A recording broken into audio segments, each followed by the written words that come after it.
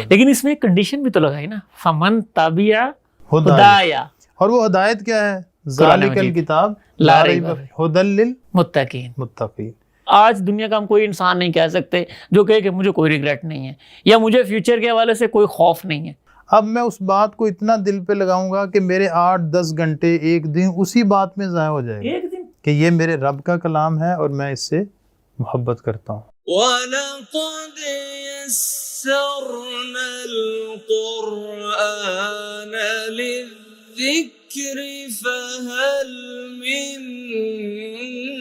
مُدَّكِرٍ۔ السلام علیکم ورحمۃ اللہ وبرکاتہ۔ حنظلہ عماد آپ کی خدمت میں حاضر ہے اور میرے ساتھ موجود ہیں معظم ادریس بھائی، اور ہم ڈسکس کریں گے کہ آج کے دور میں ہم میں سے ہر ایک یہ شکوہ کرتا ہے، ہم میں سے ہر فرد یہ بات کرتا ہے کہ یار دل نرم نہیں ہے، دل میں سختی بہت زیادہ آ گئی ہے، دلوں کی سختی دور کیسے ہو؟ اور پھر ظاہری بات ہے اگر دل سخت ہوتا ہے، دل میں نرمی نہیں رہتی ہے، پھر اس کی بنیاد پہ بہت سارے مسائل جس طرح ڈپریشن ہے، انزائٹی ہے، لائف گول لیس ہو جاتی ہے، ایم لیس لائف ہو جاتی ہے، اور اس طرح کے مسائل آج کل ہم دیکھتے ہیں ہمارے یوتھ میں کامن چل رہے ہیں، اور ان کا حل اس کے نتیجے یقیناً بہت سارے ہیں، لیکن بطور مسلمان، بطور اسلام کے ایک پیروکار کے طور پر جو ہمیں اسلام حل بتاتا ہے وہ آج ہم انشاءاللہ اس میں ڈسکس کریں گے۔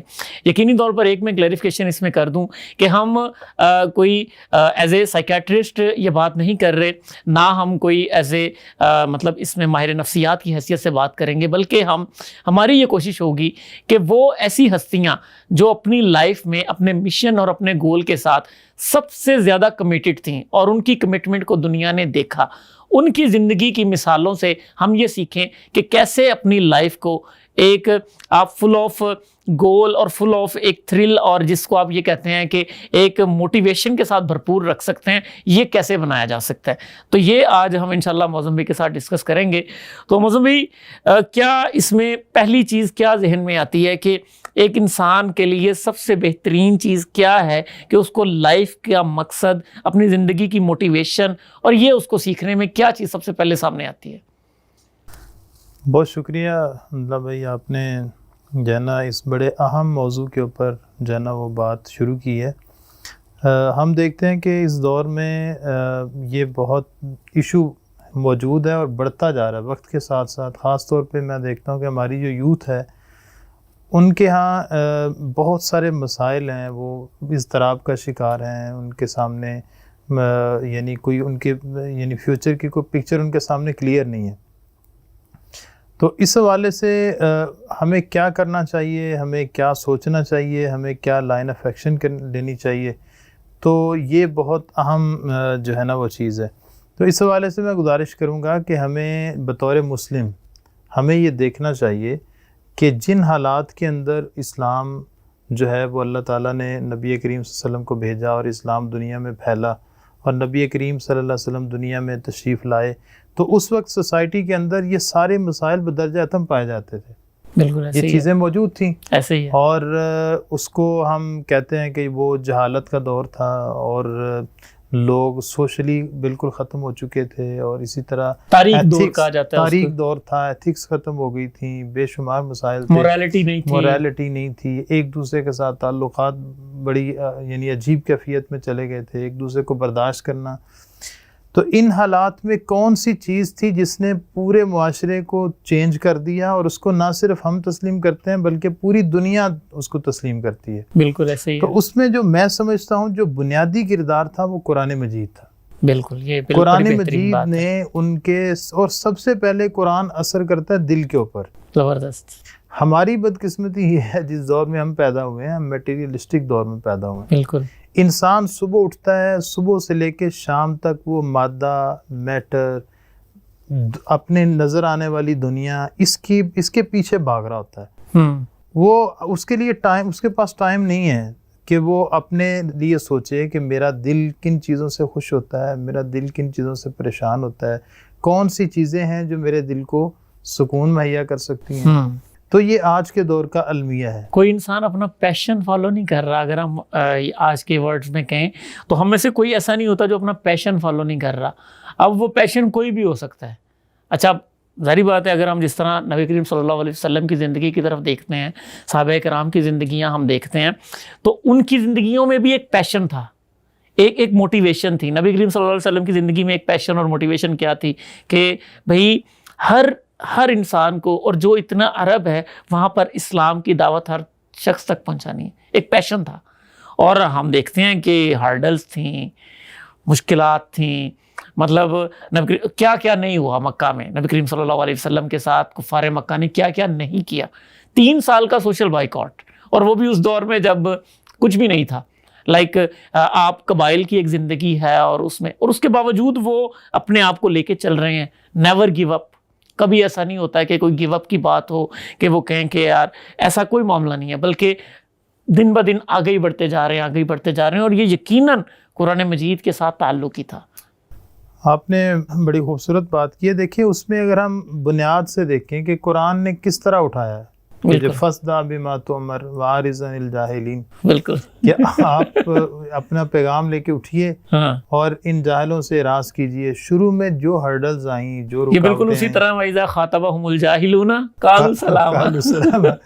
بالکل. تو اس میں اس کا ٹرانسلیشن بھی میں اگر اجازت ہو کہ اگر آپ کسی ایسے مطلب بندے سے بات کر رہے ہیں جو بالکل الٹریٹ کہہ لیں, یا جس کو آج کل کے سوشل میڈیا کے دور میں تو یہ بیسٹ اپلائی ہوتی ہے یہ بات, کہ آپ کسی ایسے بندے سے بات کر رہے ہیں جس کو آپ سمجھتے ہیں کہ یار اس کو ان چیزوں کا نہیں پتہ جو میں بات کر رہا ہوں, تو آپ کی خاموشی, آپ اپنا نظریہ نہ منوائیں, بلکہ قرآن مجید کہتا ہے کہ وَإِذَا خَاطَبَهُمُ الْجَاهِلُونَ قَالُوا سَلَامًا. ان کو سلام کہہ کے اپنی راہ لیں, اور اس کے ساتھ بحث میں نہ پڑیں, کج بحثی میں الجھیں نہیں. یہ بڑا ضروری ہے, بڑا بہترین مینر ہے یہ. بالکل. اچھا اس میں سب سے پہلے تو یہ ہے کہ اپنا وین نبی کریم صلی اللہ علیہ وسلم نے متعین کیا. قرآن نے کہا کہ وَالَّذِي أَرْسَلَ رَسُولَهُ بِالْهُدَى وَدِينِ الْحَقِّ لِيُظْهِرَهُ عَلَى الدِّينِ كُلِّهِ. اب یہ ہدف آپ کے سامنے تھا, لِيُظْهِرَهُ عَلَى الدِّينِ كُلِّهِ, یہ تھا ٹارگٹ, تمام ادیان کے اوپر غالب کر دے اسلام کو. اب آپ دیکھیں کہ ایک شخص صحرا میں پیدا ہوا, مکہ, بالکل آپ آج بھی دیکھیں تو وہ ان کی کیفیت کیا ہے. کہ میں سوچ رہا تھا پچھلے دنوں اللہ نے موقع دیا جانے کا, تو بیت اللہ کو اگر آپ مائنس کر دیں, تو مکہ کا نہ ماحول ہے, نہ وہاں گرینری ہے, کوئی نیچرل سین نہیں ہے, نہ کوئی وہاں آبشار ہے, تو وہاں کا ماحول آپ کو بالکل اٹریکٹ نہیں کرتا. ٹھیک ہے, لیکن مکہ کا وہاں ہونا, پھر اس کے ایک رسول بھیجا جانا, اور پھر اس کے اوپر کتاب, ابراہیم علیہ السلام کی دعا کے ساتھ اگر آپ ریلیٹ کریں تو وہ کیا ہے, اس میں کہا گیا کہ ربنا وبعث فیہم رسولا منہم یتلو علیہم آیاتہ ویزکیہم, یعنی وہ بھی قرآن مجید کا تذکرہ کر رہے ہیں. بالکل ایسے ہی ہے کہ قرآن کی آیات تلاوت کریں. اچھا اس تلاوت کا نتیجہ کیا نکلا کہ وہ لوگ جو بڑی بڑی رکاوٹیں پیدا کرنے والے تھے, ان میں سے ایک حضرت عمر رضی اللہ تعالیٰ تھے. حضرت عمر رضی اللہ تعالیٰ عنہ کہتے ہیں یار یہ کیا ہے کہ کوئی کانٹے بچھا رہا ہے, کوئی گالیاں نکال رہا ہے, کوئی مجھے اجازت دو اور میں جا کے ان کی گردن اتار دیتا ہوں. معاذ اللہ. ٹھیک ہے, تلوار لیتے ہیں اور نکلتے ہیں, اور سارا واقعہ معروف واقعہ آپ سب نے سنا ہوا ہے. بالکل. اب اس کے اندر کیا ہے کہ ان میں بھی چینجنگ لانے والی کون سی چیز ہے؟ طٰہٰ ما انزلنا علیک القرآن, قرآن مجید کی آیات, قرآن مجید کی آیات. بالکل ایسے ہی ہے. اور دیکھیں اگر آپ ان آیات کا سیکوینس چیک کریں, پہلی آیت ہے طٰہٰ. طٰہٰ کے اندر کیا ہے کہ یہ اسے حروف مقطعات کہتے ہیں. یہ چیلنج ہے. اور عرب کے وہ 30 لوگ جو پڑھنا لکھنا جانتے تھے نا, ان میں ایک حضرت عمر رضی اللہ تعالیٰ بھی تھے. مکہ کے جو لوگ اس وقت, بالکل مکہ کے جو اس وقت 30 لوگ تھے. 30 لوگ تھے. تو حضرت عمر رضی اللہ تعالیٰ کے سامنے جب قرآن نے یہ چیلنج کیا, طٰہٰ, پڑھے لکھے آدمی ہیں, سفیر کے طور پہ بھی جانے جاتے ہیں, لیکن طٰہٰ لفظ سن کے تو وہ چونک گئے کہ بھی میں, یعنی اللہ تعالیٰ یہ چیلنج کر رہے ہیں کہ تم اپنے آپ کو پڑھا لکھا سمجھتے ہو, تو تم بتاؤ اس کے مقافات بصورت مثلہ, اس کے مثل کوئی صورت لے آؤ. آگے جو اگلی جو آیت ہے اس میں کہا گیا ما انزلنا علیک القرآن لتشقی. اب یہ دیکھیں, جب ہم اپنی زندگی میں اسلام کو دیکھتے ہیں نا, ہمارے عام طور پہ یوتھ یہ سمجھتی ہے میں مسلمان, یعنی اسلام کے قریب آؤں گا, قرآن پڑھوں گا, حدیث پڑھوں گا, سنت پہ چلوں گا, تو شاید میرے لیے زندگی میں دشواریاں ہوں گی, مسائل کھڑے ہو جائیں گے, لوگ کیا کہیں گے, یہ سارے سوالات ہمارے ذہن میں ہوتے ہیں. لیکن اللہ تعالیٰ نے اس ینگ نوجوان کو یہ کہا کہ ما انزلنا علیک القرآن لتشقی، قرآن اس لیے تھوڑی نازل ہوا ہے کہ تم مشقت میں پڑ جاؤ۔ واہ کیا خوبصورت نقطہ ہے۔ ٹھیک ہے، اب یہ جتنی آیات ہیں سورۃ طٰہٰ کی، ایک ایک آیت کو حضرت عمر کی زندگی کے ساتھ ریلیٹ کریں، اور میں کہتا ہوں ہماری یوتھ اس سورۃ طٰہٰ کی پہلی آیات کو اپنی زندگی کے ساتھ ریلیٹ کرے۔ بالکل، حضرت عمر کو سمجھ آ گئی کہ یہ واقعتاً اللہ تعالیٰ کا کلام ہے، اور وہ شخص جو تلوار اٹھا کے گردن کاٹنے کے اوپر اترا ہوا تھا، اس نے کہا کہ اب مجھے ان کے سامنے لے جاؤ اور میں ان کا ایک غلام، ایک امتی، ایک پیروکار بننا چاہتا ہوں۔ صحیح ہے۔ تو یہ قرآن ہے جو معاشرے کو چینج کرتا ہے، اور پھر ہم یہ دیکھتے ہیں کہ وہی عمر رضی اللہ تعالیٰ انہوں نے 2 سپر پاورز کو شکست دی۔ بالکل، یہ تو حضرت عمر رضی اللہ تعالیٰ عنہ کی تو خیر فضیلتوں کا تو بارے میں تو بہت ساری روایات ہیں، بہت ساری چیزیں ہیں۔ ایک چیز اور ہے، ہم بات کر رہے ہیں کہ قرآن مجید سے تعلق اور نبی کریم صلی اللہ علیہ وسلم کی زندگی سے، تو نبی کریم صلی اللہ علیہ وسلم کی زندگی میں ہمیں بہت ساری چیزیں نظر آتی ہیں کہ ان کی زندگی کس طرح وہ قرآن مجید کی مدد سے وہ اپنے ایک وہ جو ایک لیظہرہ علی الدین کلہ کا ایک گول، ایک ایم، ایک جو سیٹ کر لیا تھا، اس گول اور ایم کی طرف وہ کیسے سٹیپ بائی سٹیپ گریجولی چلتے جا رہے ہیں، اور اس میں ان کی سب سے بڑی گائیڈنس، سب سے بڑا رہنما ان کا قرآن مجید ہے۔ دیکھیں، جو ایک اعتراض تھا کافروں کی طرف سے، ایک اعتراض تھا، وہ یہ کہا کرتے تھے کہ لولا نزل علیہ القرآن جملۃ واحدہ، پورے کا پورا قرآن ایک دفعہ آئے، ہم پہلی آیت سے لے کے آخری آیت تک سٹڈی کریں، ہم دیکھیں کہ اس کے اندر کیا ہے، اور اس کے بعد ہم فیصلہ کریں۔ آج کہہ رہے ہیں جی ایک صورت آ گئی ہے، کل دوسری صورت آ دو رہی آیات آ گئی ہیں، اس طرح سے۔ تو قرآن مجید نے جو اس کا جواب دیا وہ بڑا خوبصورت ہے، کذالک لنثبت بہ فؤادک۔ اللہ تعالیٰ نے کہا سب سے پہلے تو ہم اپنے نبی کے دل کو اس سے ثابت رکھنا چاہتے ہیں۔ اللہ اکبر۔ ٹھیک ہے، اچھا پہلی وہی آتی ہے تو آپ کی کیفیت کیا ہے کہ آپ کا دل چاہ رہا ہے کہ یار یہ کیا ایک جیسے ایک ایکسیڈنٹ ہوتا ہے آپ کے لیے، تو یہ پہلا تجربہ تھا، ایک خلاف توقع ایک یعنی کیفیت تھی، اور آپ کو سمجھ نہیں آ رہی تھی کہ یہ میرے ساتھ کیا ہو گیا، بلکہ حدیث میں ہے کہ آپ کا دل چاہ رہا تھا کہ میں کسی پہاڑ کے اوپر چلا جاؤں اور اپنے آپ کو وہاں سے لڑکا دوں، اور اس کے ساتھ میں اپنے آپ کو ہلاک کر لوں کہ یہ میرے ساتھ کیا ہو گیا۔ لیکن اس کے بعد وحی کو روک دیا گیا، 6 ماہ تک وحی نہیں آئی۔ جب 6 ماہ وحی نہیں آئی تو اس کے بعد پھر آپ کے دل میں خود جو ہے نا تمنا پیدا ہوئی۔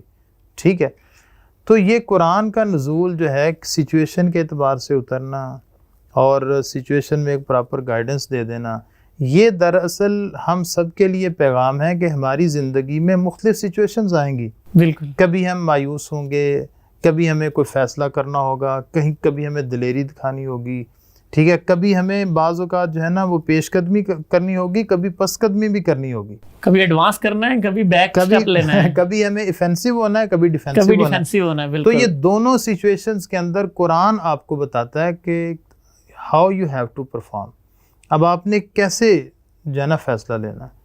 تو اس اعتبار سے اگر ہم قرآن مجید کو اس اعتبار سے پڑھیں کہ میں اپنی زندگی کے تمام فیصلے قرآن کی روشنی میں کروں گا، تو واقعتاً قرآن ہمیں اسی طرح گائیڈ کرے گا جس طرح کے صحابہ کرام کو کیا، اور جس طرح نبی کریم صلی اللہ علیہ وسلم کو گائیڈ کیا تھا، نبی کریم صلی اللہ علیہ وسلم کو گائیڈ کیا کرتا۔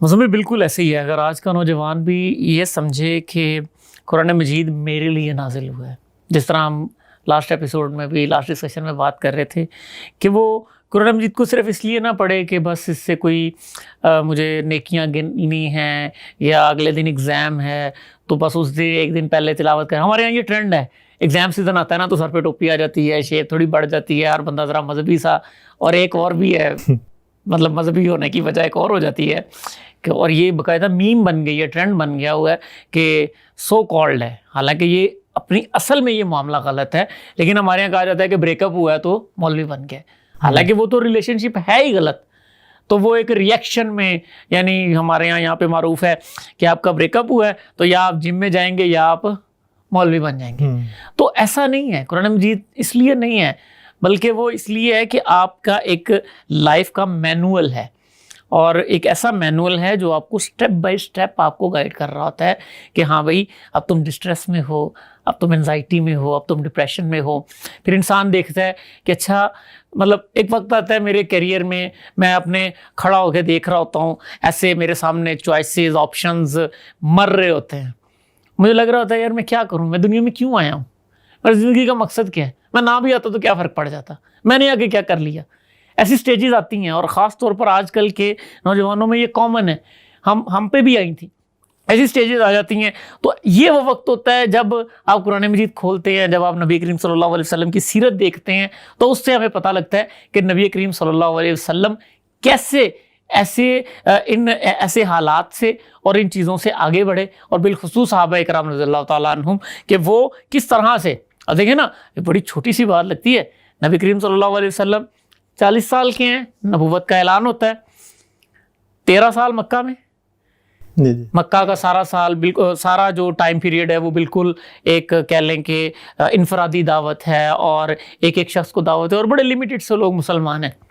اس کے بعد 10 سال مدینہ کے ہیں, اور نبی کریم صلی اللہ علیہ وسلم کی زندگی میں پورا عرب اسلام کے زیر نگی آ جاتا ہے, اور خلفائے راشدین کے ہی زمانے میں معلوم دنیا تک اسلام کا پیغام پہنچ جاتا ہے.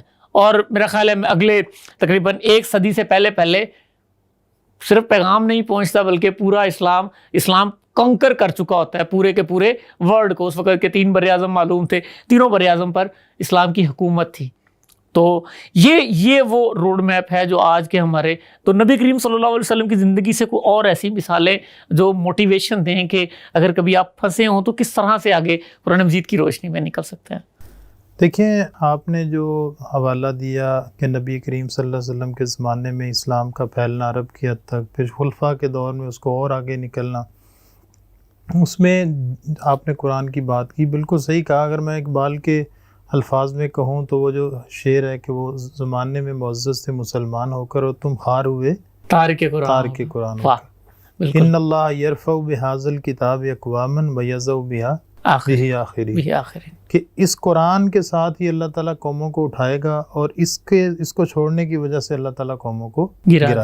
اگر آپ ہولسٹیکلی اگر جائزہ لیں تو وہ جو معاشرہ اوپر اٹھ گیا تھا, آج جس کو ہم اوپر اٹھنے کی بات کرتے ہیں, یا آگے بڑھنے کی بات کرتے ہیں, یا سر اٹھا کے جینے کی بات کرتے ہیں, یا ہم غلامی سے نکلنے کی بات کرتے ہیں, تو یہ سب اسی وقت ممکن ہے کہ جب ہم قرآن سے گائیڈنس لیں. اور یہ سلسلہ اس وقت شروع ہوا تھا کہ آدم علیہ السلام کو جب بھیجا گیا تو اس وقت کیا کہا گیا, فَإِمَّا يَأْتِيَنَّكُم مِّنِّي هُدًى فَمَن تَبِعَ هُدَايَ فَلَا خَوْفٌ عَلَيْهِمْ وَلَا هُمْ يَحْزَنُونَ. اچھا اب خوف اور حزن میں فرق ہے. خوف آتا ہے کہ اس کے 2-3 معنی, اس کی تھوڑی سی ٹرانسلیشن بھی کر دیں آیت کی. خوف یعنی اللہ تعالیٰ فرما رہے ہیں کہ تمہارے پاس ہدایت آئے گی, اور جو بندہ ہدایت کی پیروی کرے گا اس کے لیے نہ خوف ہے اور نہ وہ غمگین ہوگا.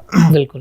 اچھا اب خوف ہوتا ہے جو آپ پیش آمدہ, یعنی آپ کو کوئی مسئلہ پیش آنا ہے فیوچر میں, تو آپ اس کے لیے پریشان ہیں کہ یار میرے ساتھ کیا ہوگا, میں امتحان میں کیسے کروں گا, میرا ایگزام ہے, میرے کیریئر لائف کیسے جاب ملے گی نہیں ملے گی, یہ سارے مسائل جو ایک نوجوان کے بلکہ ہر آدمی کے ہوتے ہیں. بالکل. خاص طور پہ جب ٹین ایجر ہیں آپ دنیا کو دیکھ رہے ہیں, آپ بڑھ رہے ہیں, اور آپ زندگی کو اب فیس کرنے کی طرف جا رہے ہیں, تو آپ پریشان ہوتے ہیں کہ یار اب میں کیسے کروں گا, اب میں جو ہے نا مجھے پرواز لینی ہے تو میں کیسے لوں. بالکل. تو اللہ تعالیٰ نے ایک ہی جملے میں ہمارے تمام مسائل کا حل بتا دیا کہ جو گائیڈنس آئے گی میری طرف سے, جو اس کو فالو کرے گا اس کے لیے نہ خوف ہے, یعنی اس کو فیوچر کے حوالے سے پریشانی ہونے کی ضرورت نہیں ہے, ولا ہم یحزنون, اور ماضی میں جو گزر چکا اس پہ بھی ٹینشن لینے کی کوئی ریگریٹ نہیں ہوگا اس کو.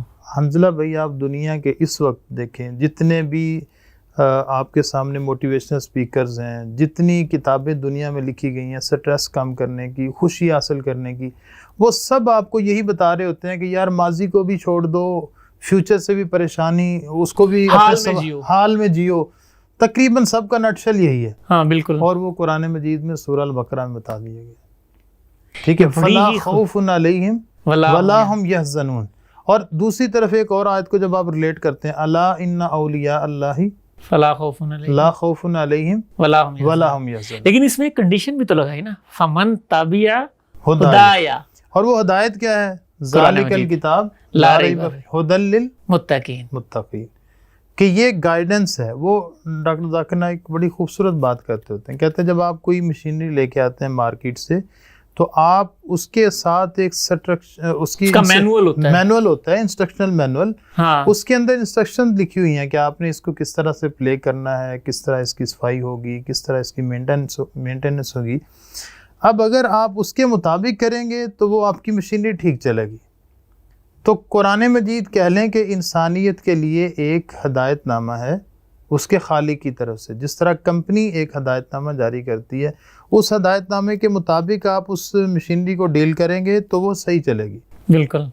تو جتنے بھی اس وقت مسائل ہیں، چاہے وہ پرسنل ہوں، چاہے وہ نیشنل ہوں یا انٹرنیشنل ہوں، انڈیویجول ہیں یا individual نیشنل ہیں، کوئی بھی جس ہیں، لیول پہ بھی ہیں، میں سمجھتا ہوں کہ جب ہم قرآن سے دور ہوتے ہیں، قرآن مجید کو اپنی زندگی سے مائنس کرتے ہیں، تو پھر ہو نہیں سکتا کہ ہم ان مسائل کا شکار نہ ہوں. میں تو اس آیت کی خوبصورتی یقیناً نظر سے پہلے بھی گزری ہے، پڑھی ہے، لیکن آج ڈسکشن میں جس طرح یہ سامنے آئی ہے کہ واقعتاً یہ تو فمن تبع ہدایا فلا خوف، اور یہ دنیا کا کوئی موٹیویشنل اسپیکر یہ نہیں کہتا کہ ماضی کا ریگریٹ نہیں ہوگا. آج دنیا کا ہم کوئی انسان نہیں کہہ سکتے جو کہے کہ مجھے کوئی ریگریٹ نہیں ہے یا مجھے فیوچر کے حوالے سے کوئی خوف نہیں ہے. مجھے ایک بڑا خوبصورت واقعہ یاد آ گیا، حضرت ابو سفیان رضی اللہ تعالیٰ. اب آپ ان کی زندگی پڑھیں تو انہوں نے مکہ کے دوران 13 سال مخالفت کی. بالکل. اور مخالفت کرنے میں جو لوگ بالکل فرنٹ لائن پہ تھے ایسے ہی ہے، ان کے اندر ایک شخص بالکل ایسے ہی ہے. اس کے بعد یہ ہے کہ جب آپ صلی اللہ علیہ وسلم اپنے ساتھیوں کے ساتھ ہجرت کر کے مدینہ گئے ہیں تو مدینہ جانے کے بعد بھی انہوں نے مخالفت کی، بلکہ جنگ بدر کا سبب یہ تھے، شام کی بالکل قافلہ یہ لے کے آ رہے تھے. ٹھیک ہے، تو یعنی مخالفت میں کوئی انہوں نے کسر نہیں چھوڑی. ٹھیک ہے، لیکن جب فتح مکہ کے اوپر انہیں اسلام کی اللہ نے توفیق دی تو میں نے پڑھا کہ جب وہ فوت ہونے لگے، ان کی موت کا وقت قریب آیا، تو لوگ جس طرح گھر والے پریشان ہوتے ہیں اس پر، تو انہوں نے سب گھر والوں کو جمع کیا. اب کانفیڈنس چیک کریں، جب کسی بندے کے پاس ہدایت آتی ہے نا تو اس کا ویژن کیا بنتا ہے. سب گھر والوں کو جمع کر کے کہنے لگے کہ کوئی بندہ میرے حوالے سے پریشان نہ ہو. ٹھیک ہے، اس وجہ سے پریشان نہ ہو کہ ٹھیک ہے میں نے مخالفت کی اور بالکل رج کے جسے کہتے ہیں کی، ٹھیک ہے، کھل کے مخالفت کی، لیکن جب میں مسلمان ہوا فتح مکہ کے موقع پر تو نبی کریم صلی اللہ علیہ وسلم کی تعلیمات کی روشنی میں یہ ہوا کہ میرے پچھلے تمام گناہ معاف ہو گئے. واہ، یہ ویژن ہے، یہ ویژن ہے. اور اس کے بعد کہتے ہیں اس کے بعد سے لے کے آج تک لاشعوری ہو گیا ہو، شعوری طور پر میں نے ایک بھی گناہ نہیں کیا. یہ ہے اس کی پریکٹیکل جو مطلب فمن تبع ہدایا فلا خوف علیہم ولا هم يحزنون. کہتے ہیں مجھے کامل یقین ہے، ہاں خوف بھی ہے کہ میں انسان ہوں، کمیاں کوتاہیاں تو ہوتی ہیں، لیکن مجھے امید ہے کہ اللہ تعالیٰ مجھے انشاءاللہ کامیاب کر دے. بالکل ایسے ہی ہے. دیکھیں کس لیول کا کانفیڈنس ہے. حضرت عمر رضی اللہ تعالیٰ عنہ کے بارے میں آتا ہے نا کہ لیکن مومن ہے نا وہ رجا، امید اور خوف کے بیچ میں ہوتا ہے، لیکن وہ تو خیر اللہ تعالیٰ کے حوالے سے ہے نا، کہ اللہ تعالیٰ کے حوالے سے یہ ہے کہ حضرت عمر رضی اللہ تعالیٰ نے کہتے ہیں کہ اگر قیامت والے دن اللہ تعالیٰ کہیں کہ میں سب کو بخش دوں گا، ایک شخص کو نہیں، تو میں یہ ڈروں گا کہ شاید وہ میں تو نہیں. لیکن دوسری طرف اپوزٹ سائڈ بھی اسی طرح ہے کہ اللہ تعالیٰ کہیں کہ سب کو نہیں بخشوں گا، ایک کو بخشوں گا، تو کہتا میں امید کروں گا کہ وہ میں ہوں. یہ ہے ایک مومن کے ایمان کا معیار. اب آپ دیکھیں کہ اس ایمان کے نتیجے میں جو بندے میں جو کانفیڈنس پیدا ہوتا ہے، بالکل پھر وہ اپنے مطلب اس کو پھر وہ ان چیزوں سے وہ نکل آتا ہے کہ مطلب میرا اسٹیٹس کیا ہوگا، میرا اٹائر کیا ہے، معاشرہ کیا سوچے گا، لوگ میرے بارے میں کیا کریں گے. دیکھیں ہمارے مسائل کیا ہیں. ہمارے مسائل یہ ہیں کہ میں بیٹھا ہوں اور مجھے ایک شخص کوئی بات کر کے چلا گیا، اب میں اس بات کو اتنا دل پہ لگاؤں گا کہ میرے 8-10 گھنٹے ایک دن اسی بات میں ضائع ہو جائے. ایک دن کئی دن چلے جاتے ہیں، مطلب ہم اس کو یعنی اس کو پروسیس کیے جا رہے ہیں، اس کی بنیاد پر پتہ نہیں کیا سے کیا سوچتے جا رہے ہیں۔ میں اس کو حنظلہ بھائی اگر میں یہ سمجھتا ہوں کہ آپ نے اپنا ریموٹ کسی کے ہاتھ میں دے دیا، بالکل ایسے ہی، اور وہ جب چاہے آپ کو پریشان کر دے، جب چاہے آپ کے ساتھ کھیلے۔ کیا یعنی آپ کا ویژن کیا ہے؟ یعنی آپ کے سامنے کوئی ہدف نہیں ہے، آپ یعنی لوگوں کے لیے جی رہے ہیں۔ آپ اتنی فرصت ہے اور فراغت ہے آپ کے پاس کہ لوگوں کی باتوں پہ آپ بیٹھ کے اپنا ٹائم ضائع کر رہے ہیں۔ دیکھیں، جس شخص کے پاس قرآن مجید کی شکل میں ایک ہدایت نامہ موجود ہو، اور وہ اس کے لیے میں خاص طور پہ اپنے نوجوانوں کو کہوں گا، ایک حدیث ہے، حدیث کا ایک ٹکڑا ہے۔ نبی کریم صلی اللہ علیہ وسلم نے فرمایا تعاہد القرآن، قرآن مجید کے ساتھ ایک عہد کرو۔ واہ، ٹھیک ہے، تعاہد القرآن، عہد کیا ہے؟ عہد یہ ہے کہ قرآن مجید کے ساتھ اپنی زندگی کا، جس طرح ہم عہد کر لیتے ہیں زندگی میں، کوئی سکیجول بنا لیتے ہیں، جیسے ایک بندہ کہتا ہے جی میں آدھا گھنٹہ ایکسرسائز کروں گا، اور اس کی ڈیلی اس کی جو ہے نا وہ روٹین بن جاتی ہے۔ یہ اسی طرح ہم نے اپنی ایک سکیجول طے کیا ہوتا ہے، یہ کام کروں گا، یہ نہیں کروں گا، ہر بندے نے۔ تو قرآن مجید کے ساتھ ایک عہد کے ساتھ جیو، عہد کے ساتھ جیو کہ میں اگر پڑھوں گا 5 آیتیں پڑھوں گا، ترجمے کے ساتھ پڑھوں گا، تفہیم کے ساتھ پڑھوں گا، اور ڈیلی پڑھوں گا، بالکل، اور پڑھتا چلا جاؤں گا، اور اسی کی روشنی میں اپنی زندگی کے تمام اہداف متعین کروں گا۔ بالکل، یقین جانیے آپ کی زندگی میں ایسا انقلاب آ جائے گا کہ آپ حیران ہوں گے، یعنی آپ کو ایک الگ ہی دنیا نظر آئے گی۔ تو میں یہ سمجھتا ہوں کہ جو اس معاشرے میں، یعنی آپ دیکھیں کہ حضرت ابوبکر رضی اللہ تعالیٰ عنہ، یہ جو 4 خلفاء نمایاں تھے، ان کا قرآن کے ساتھ آپ ریلیشن چیک کریں۔ واہ، حضرت ابوبکر ایک دفعہ جب حالات بڑے سنگین تھے مکہ میں، تو ان کو وہاں نکال دیا گیا مکہ سے۔ ایک بندے نے ان کو امان دی، ان کے گھر پہنچے تو صبح تلاوت کرتے ہیں ہر روز، ٹھیک ہے۔ اچھا، ساتھ والے ہمسائے وہ سارے تلاوت سن رہے ہیں، اور ان کے بچے، ان کی عورتیں تلاوت سے متاثر ہوتے ہیں، تو ان کے بڑوں نے جمع ہو کے کہا یار یہ بندہ تو ہمارے لوگوں کو گمراہ کر دے گا، تو اس کے اوپر پابندی لگاؤ کہ یہ نہیں کرنا، قرآن نہیں پڑھنا۔ ہاں، اچھا، وہ لوگ جس شخص نے امان دی تھی ان کے پاس آئے، تو حضرت ابوبکر رضی اللہ عنہ سے وہ کہنے لگے کہ آپ اگر قرآن کو آہستہ پڑھ لیں، بلند آواز میں نہ پڑھیں، آہستہ پڑھ لیں یا نہ پڑھیں، ٹھیک ہے۔ تو کیا خوبصورت انہوں نے جواب دیا، انہوں نے کہا جی آپ امان دے سکتے ہیں تو دیں، نہیں دے سکتے تو انکار کر دیں، لیکن قرآن نہیں چھوڑ سکتا۔ اللہ، اچھا، اسی ریلیشن نے، قرآن کے ساتھ اسی ریلیشن نے، میں سمجھتا ہوں کہ ان کو صحابہ میں سب سے نمایاں کر دیا، اور پھر وہ قرآن مجید کو ایک جلد میں اکٹھا کرنے کا صحرا بھی اللہ تعالیٰ نے انہی کے سر پہ باندھا۔ اور حضرت عمر تو میں کہتا ہوں مسلمان ہوئے تو قرآن سن کے، شہادت ہوئی تو قرآن پڑھ رہے تھے۔ بالکل ایسے ہی ہے۔ مجلس مشاورت میں جتنے لوگ تھے ان سب کا قرآن کے ساتھ گہرا تعلق تھا۔ بالکل، اور جس گورنر کو متعین کرتے ہیں اس گورنر میں کو بھی دیکھتے ہیں کہ اس کا قرآن کے ساتھ تعلق، قرآن کی تفسیر، قرآن کی تعلیم، قرآن کا پڑھنا وہ کیسا ہے۔ ایک واقعہ ملتا ہے کہ ایک گورنر تھے مکہ کے، مکہ کے گورنر جو ہیں وہ مدینہ حضرت عمر سے ملنے کے لیے آئے۔ جب ملنے کے لیے آئے تو حضرت عمر رضی اللہ تعالیٰ نے پوچھا کہ آپ پیچھے گورنر کس کو بنا کے آئے ہیں؟ تو انہوں نے کہا جی ابن ابزہ ایک غلام ہے، اس کو میں نے جو ہے وہ مکے کا والی بنا دیا، والی بنایا، قائم مقام گورنر بنا۔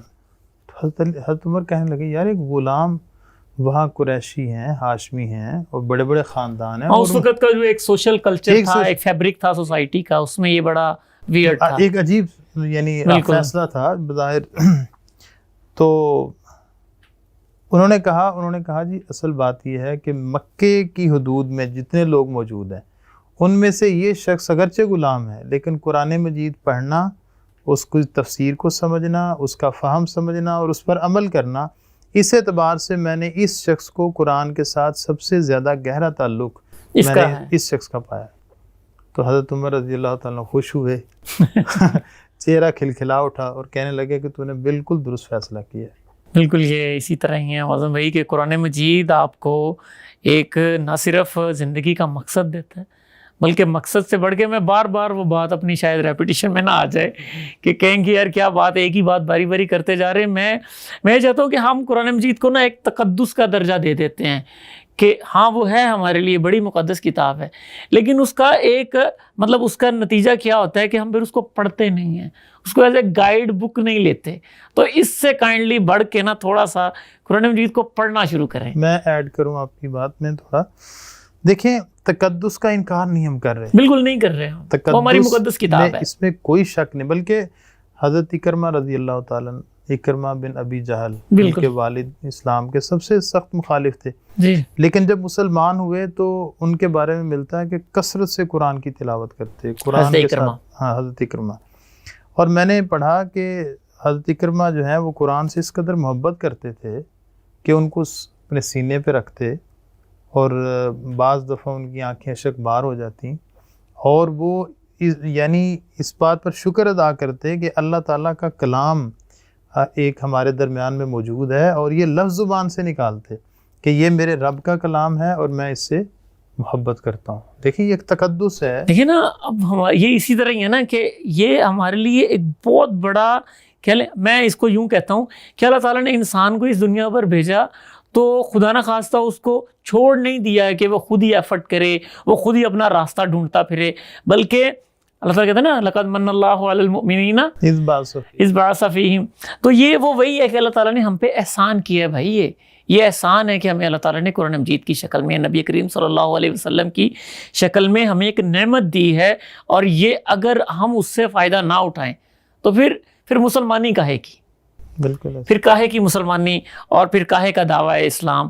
تو یہ آج کی ہماری یہ جو بحث ہے ہم اس کو سمیٹتے ہیں اسی پہ کہ یہ قرآن مجید، یہ الہامی کتاب، یہ اللہ تعالیٰ کا آخری پیغام. اس کو ایک کتاب، مقدس کتاب کے ساتھ ساتھ اس کو اپنی ایک لائف کا مینول سمجھیں، اور بطور خاص نبی کریم صلی اللہ علیہ وسلم، صحابہ کرام کی زندگیوں سے یہ سبق سیکھیں کہ کس طرح قرآن کو سامنے رکھ کے زندگیوں کو بلڈ کیا جا سکتا ہے، اپنے لائف گولز اچیو کیے جا سکتے ہیں، اور کس طرح آپ کی لائف پھر ایم لیس نہیں ہوگی. آپ یہ نہیں کہیں گے میری زندگی کا مقصد ہی کیا ہے، میں پیدا ہی کیوں ہوا. یہ سوالات انشاءاللہ آپ کی زندگی سے نکل جائیں گے. تو اجازت دیجیے، انشاءاللہ ملتے ہیں آپ سے اگلی ایپیسوڈ میں اپنے میزبان حنظلہ احمد کو. السلام علیکم ورحمۃ اللہ وبرکاتہ.